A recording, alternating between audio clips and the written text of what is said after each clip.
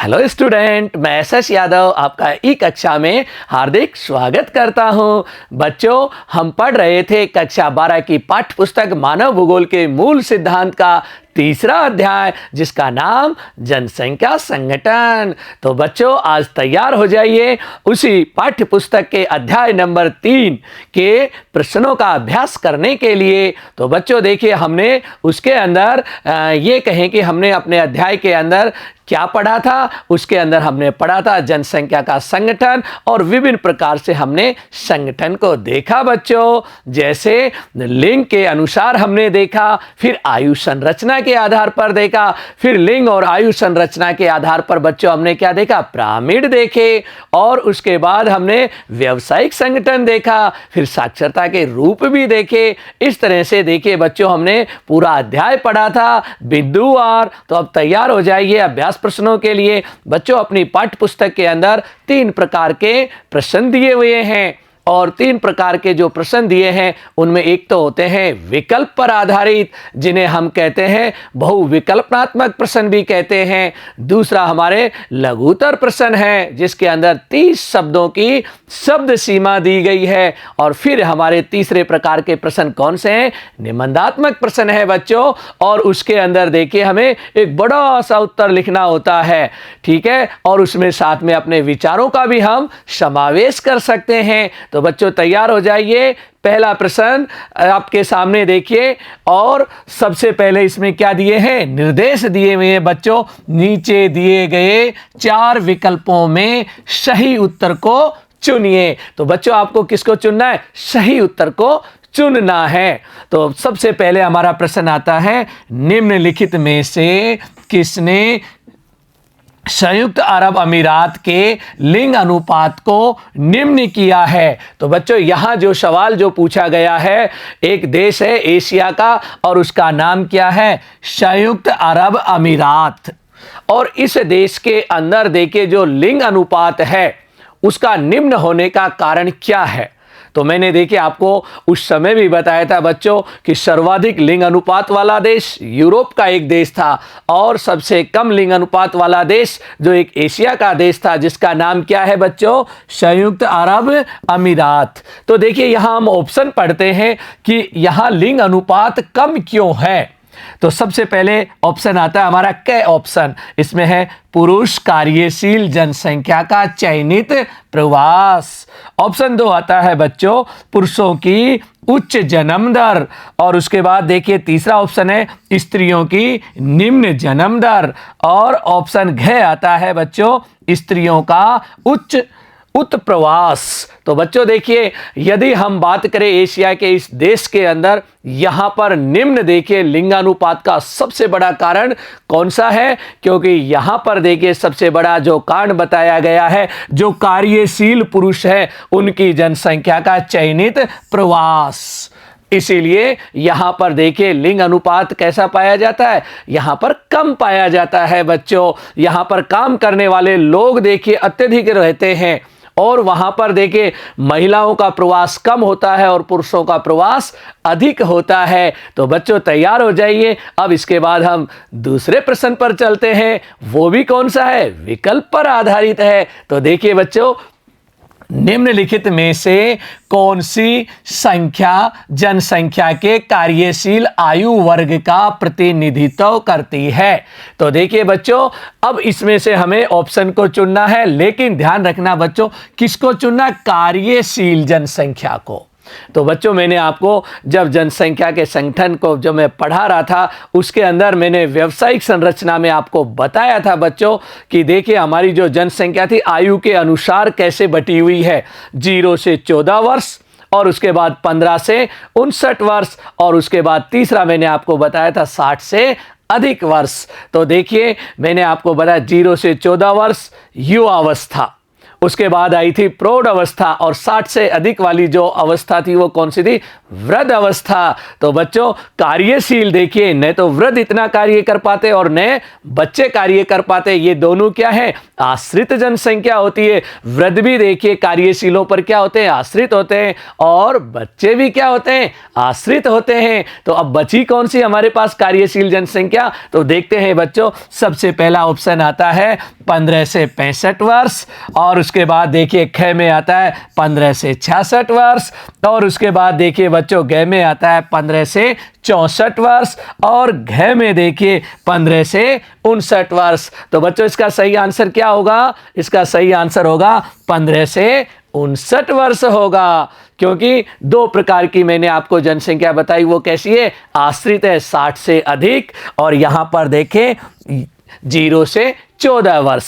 तो इस तरह से ये हमारा दूसरा प्रश्न। अब देखिए बच्चों हम तीसरे प्रश्न पर चलते हैं, और तैयार हो जाइए तीसरे प्रश्न को देख लिए हल करने के लिए। देखिए निम्नलिखित में से किस देश का लिंग अनुपात विश्व में सर्वाधिक? मैंने पहले ही कहा था कि लिंग अनुपात जब मैं पढ़ा रहा था बच्चों, एक सर्वाधिक बताया था यूरोप का एक देश जिसे बाल्टिक देश भी कहा जाता है, और देखिए एक मैंने बताए थे एशिया के, जहां पर निम्न देखिए लिंग अनुपात पाया जाता है। तो सर्वाधिक लिंग अनुपात की यदि हम बात करें तो देखिए कौन सा हो सकता है? एक ऑप्शन है बच्चों आपके पास लैटविया, यूरोप का एक देश है। उसके बाद देखिए ख आता है, और जिसमें दे रखा है जापान, एशिया का एक देश है बच्चों। उसके बाद देखिए गे आता है संयुक्त अरब अमीरात, और ये कहाँ का है? ये भी एशिया का एक देश है।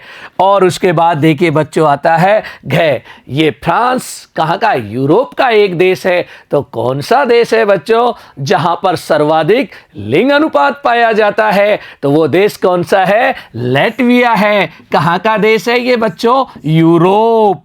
कौन से महाद्वीप का? यूरोप महाद्वीप का। और सबसे कम कहां पर मिला हमें लिंगानुपात की यदि बात करें? वो एशिया में। तो चलो बच्चों तैयार हो जाइए अगले क्वेश्चन के लिए।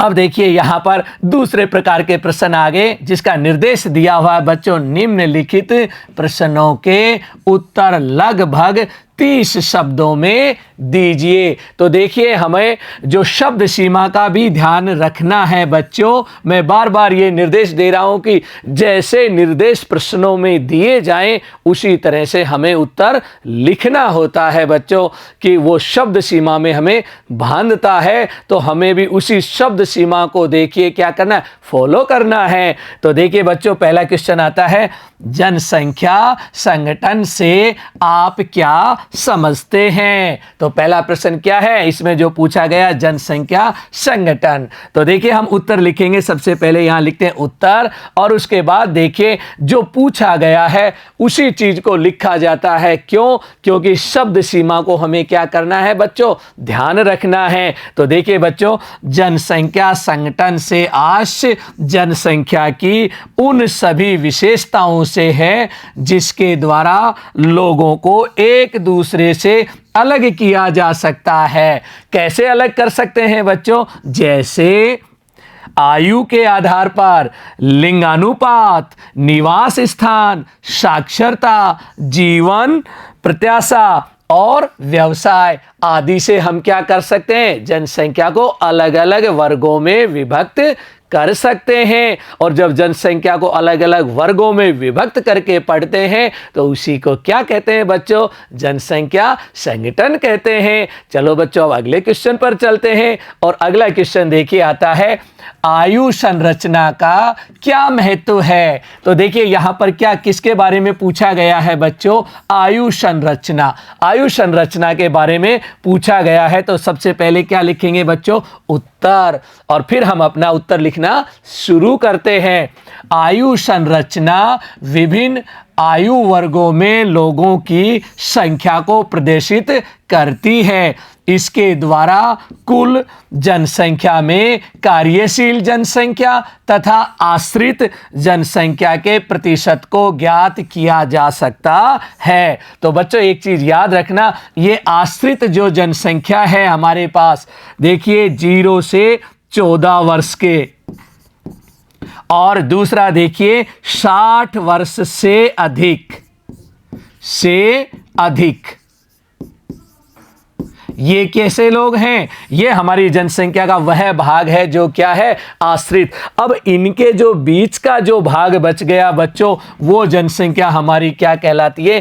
कार्यशील जनसंख्या कहलाती है, और वो होती है 15 से 59 वर्ष के मध्य।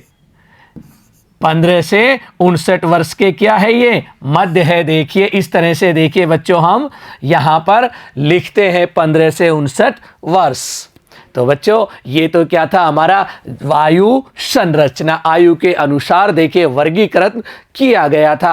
अब आगे चलते हैं और अगला क्वेश्चन देखते हैं बच्चों। तो देखिए अगला जो क्वेश्चन है हमारा यहां पर आपके सामने है, क्वेश्चन नंबर 3।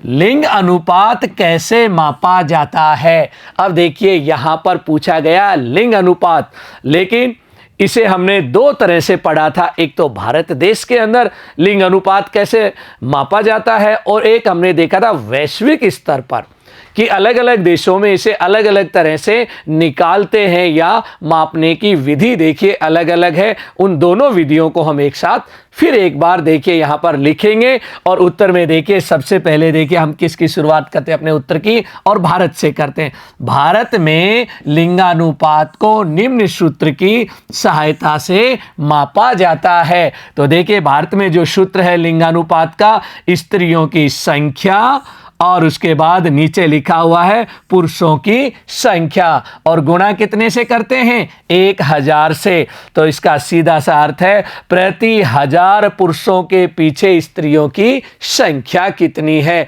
यानी 1000 पुरुषों के ऊपर कितनी स्त्रियां निवास करती हैं या कितनी रहती है। अब देखिए दूसरा सूत्र देखिए बच्चों, ये वैश्विक स्तर पर है, और इस पर बात करते हैं कि भारत के जस्ट अपोजिट होता है। यहाँ स्त्रियां लिखी थी हमने, और यहाँ पर क्या है? वैश्विक स्तर पर देखिए पुरुष जनसंख्या बटा में स्त्री जनसंख्या गुणा में 1000। तो अब हम इसको लिख सकते हैं अथवा प्रति 1000 स्त्रियों पर पुरुषों की संख्या। तो कहने का मतलब है भारत में इसको ज्ञात करने की विधि जस्ट वैश्विक स्तर से कैसी है? उल्टी है। अर्थात एक जगह तो देखिए 1000 पुरुषों पर स्त्रियों की संख्या, तो दूसरी जगह देखिए 1000 स्त्रियों पर पुरुषों की संख्या। इस तरह से हम लिंग अनुपात को माप सकते हैं। किसके माध्यम से बच्चों?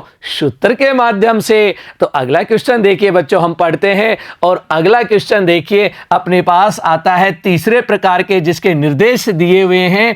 निम्नलिखित प्रश्नों के उत्तर 150 शब्दों से अधिक में न दे। यहां देखिए इन्होंने कई बार तो ऐसे लिखता है 150 शब्दों में दीजिए, और यहां क्या लिखा हुआ है? 150 शब्दों से अधिक शब्दों में न दे उत्तर। तो बच्चों ध्यान रखना है, यहां स्पेशल निर्देश मिले हुए हैं, हमें 150 से अधिक शब्दों का प्रयोग नहीं करना है, और अपने उत्तर की शब्द सीमा उससे कम ही रखनी है। तो बच्चों तैयार हो जाइए उत्तर को लिखने के लिए, और पहले प्रश्न देखते हैं। जनसंख्या के ग्रामीण नगरीय संगठन का वर्णन कीजिए। बच्चों इसमें किसके बारे में पूछा गया है?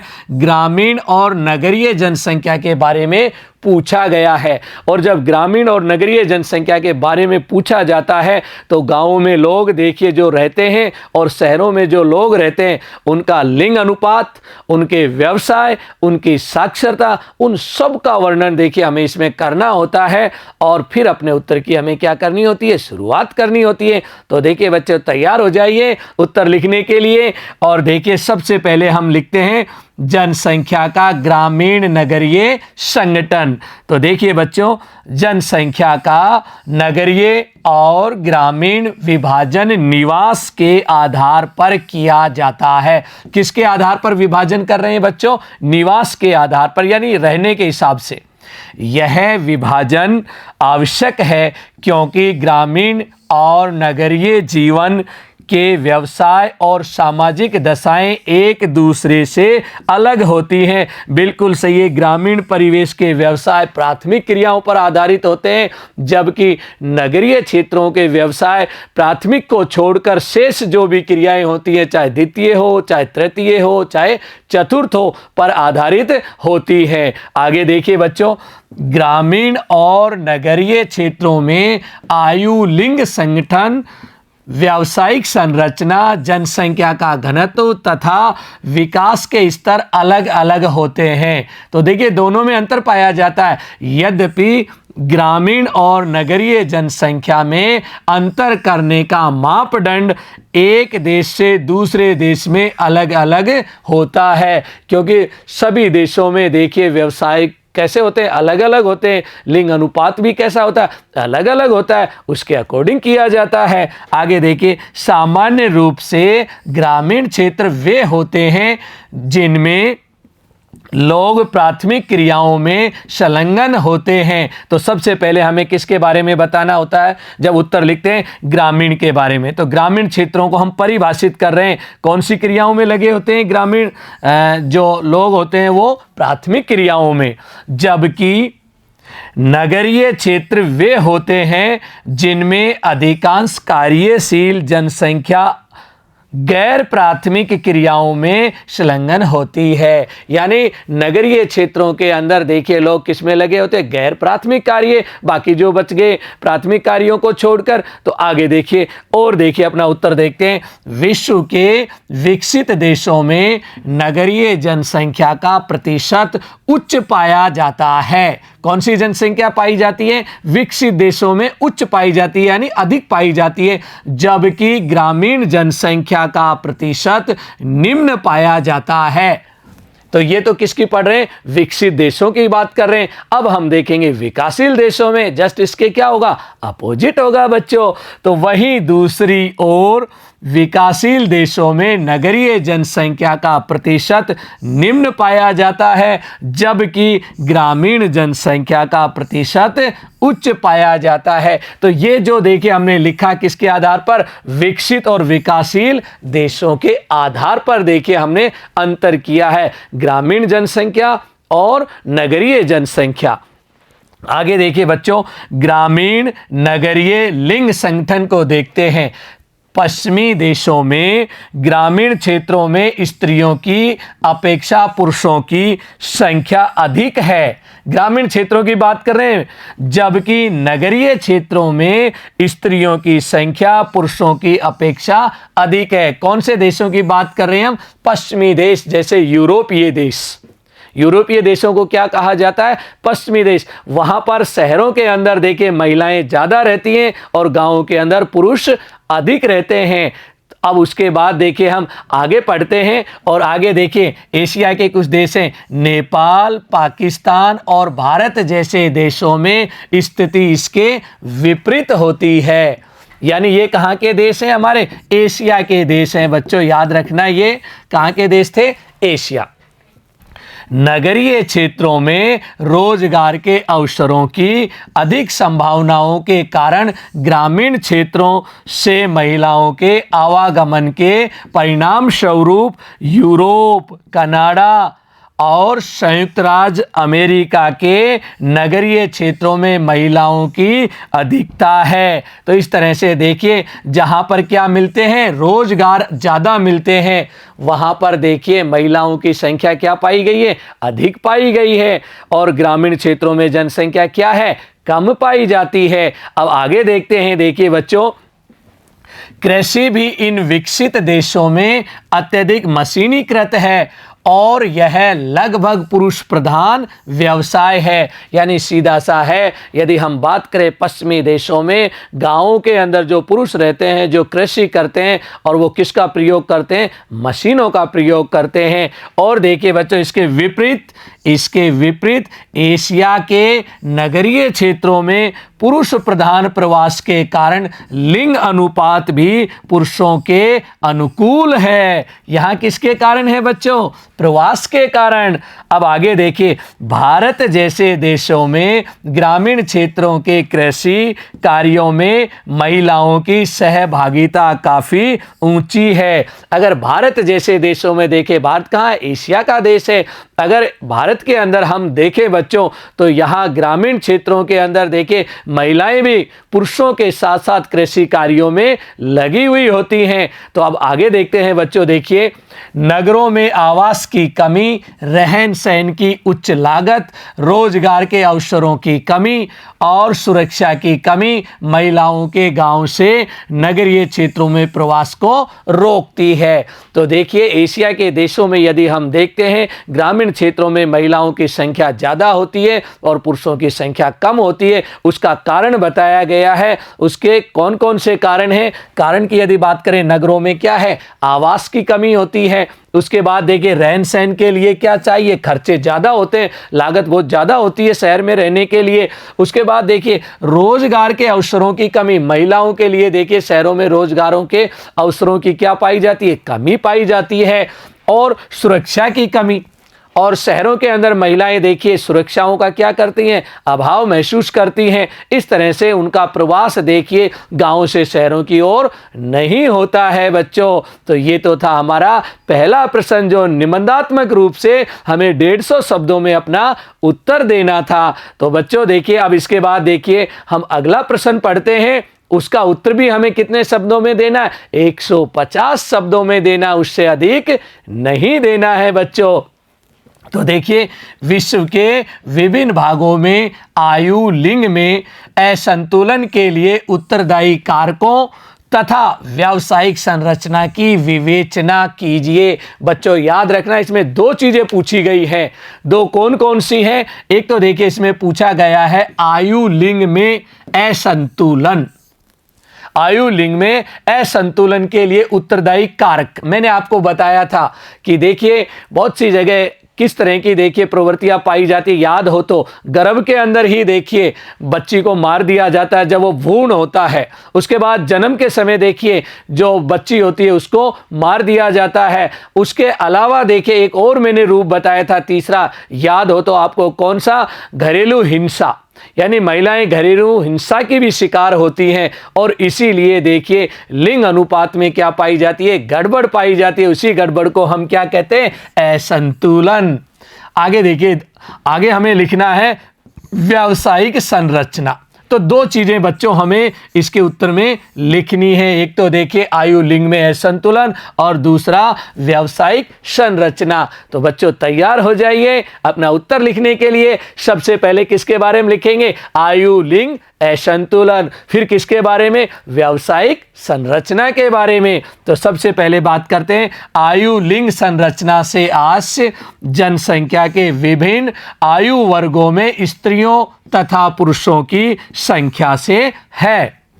किसी जनसंख्या की आयु लिंग संरचना को प्रदर्शित करने के लिए जनसंख्या पिरामिड का प्रयोग किया जाता है। तो देखिए इसके अंदर बच्चों याद रखना, आयु लिंग के आधार पर देखिए हम किसको बनाते हैं? पिरामिड को। और मैंने आपको 3 प्रकार के पिरामिड दिखाए थे, याद हो तो। एक तो नाइजीरिया का पिरामिड त्रिभुजाकार, फिर एक ऑस्ट्रेलिया का पिरामिड आपको दिखाया था घंटी के आकार का, फिर मैंने आपको दिखाया था जापान का पिरामिड, और जापान के पिरामिड का नाम था सुंडा आकार का। देखिए हमने इस तरह से 3 पिरामिड देखे थे और यहां पर भी देखिए उसी बात को लिखा है। आयु लिंग के आधार पर देखिए यदि इनको प्रदर्शित करना है तो किसको काम में लेते हैं? पिरामिड को काम में लेते हैं। अब हम देखते हैं असंतुलन के कारण को लिखते हैं। देखिए उत्तरदायी कारक जो असंतुलन के हैं, एक तो क्या है? जन्म दर तथा मृत्यु दर। दूसरा कारक देखिए निम्न आयु वर्ग के लोगों की संख्या, और तीसरा देखिए कौन सा है? प्रवास। और चौथे नंबर पर देखिए हमने माना है ग्रामीण एवं नगरीय जीवन। इन दोनों में भी अंतर पाया जाता है, लोग माइग्रेट भी करते रहते हैं। और फिर उसके बाद जो सबसे बड़ा कारक जो देखिए, अगर भारत के हम इसमें देखें सापेक्ष, तो लिंग भेद। यानी अपने यहाँ पर देखिए एक तरह से हम ये कह सकते हैं लड़के और लड़कियों में क्या किया जाता है, भेद किया जाता है। जो सबसे बड़ा देखिए हमारे समाज के अंदर ये कह दें कि पुरुष प्रधान समाज को ज़्यादा महत्व दिया जाता है। अब आगे देखिए व्यावसायिक संरचना को देखते हैं बच्चों। जनसंख्या की व्यावसायिक संरचना, और इसमें बच्चों देखिए हम लिखते हैं कार्यशील जनसंख्या, अर्थात 15 से 59 आयु वर्ग में स्त्रियों और पुरुष कृषि, वानिकी, मत्स्य, विनिर्माण, निर्माण, व्यावसायिक परिवहन, सेवाओं, संचार तथा अन्य अवर्गीकृत सेवाओं जैसे व्यवसायों में भाग लेते हैं। और उसके बाद बच्चों देखिए हमने व्यवसायों का क्या किया है, वर्गीकरण किया है। और वर्गीकरण देखिए उनकी क्रियाओं के आधार पर किया गया है। सबसे पहले देखिए प्राथमिक क्रियाएं, प्राथमिक क्रियाओं में देखिए कृषि, वानिकी, मत्स्य तथा खनन को। उसके बाद हम द्वितीय क्रियाएं, तृतीय क्रियाएं और चतुर्थ क्रियाओं को लिखेंगे। तो देखिए द्वितीय क्रिया जिसका नाम क्या है, विनिर्माण। विनिर्माण का अर्थ होता है पुनः निर्माण करना किसी चीज का, जैसे गेहूं से क्या बनाना, बिस्किट बनाना। उसके बाद तृतीय क्रियाएं, तृतीय क्रियाओं में देखिए व्यापार, परिवहन, संचार और अन्य सेवाओं को शामिल किया गया। चतुर्थ क्रियाएं भी लिखनी है हमें, और इसमें जिनको शामिल किया है अनुसंधान, सूचना प्रौद्योगिकी और वैचारिक विकास से जुड़े कार्य। अब देखिए लास्ट में जब हमने चारों क्रियाएं लिखी हैं तो उनके बारे में भी लिखना होता है। इन 4 खंडों में कार्यशील जनसंख्या का अनुपात किसी देश के आर्थिक विकास के स्तरों का एक अच्छा सूचक होता है। इस तरह से बच्चों देखिए हम अपने 150 शब्द सीमाओं में अपने उत्तर को लिख सकते हैं। अब इस तरह से देखिए आपसे और भी बहुत सारे प्रश्न पूछे जा सकते हैं। जो आपको मैंने विषय वस्तु पढ़ाई थी उनमें से छोटे छोटे अनेक प्रकार के प्रश्न बनते हैं जिनके बारे में मैंने आपको बताया बच्चों।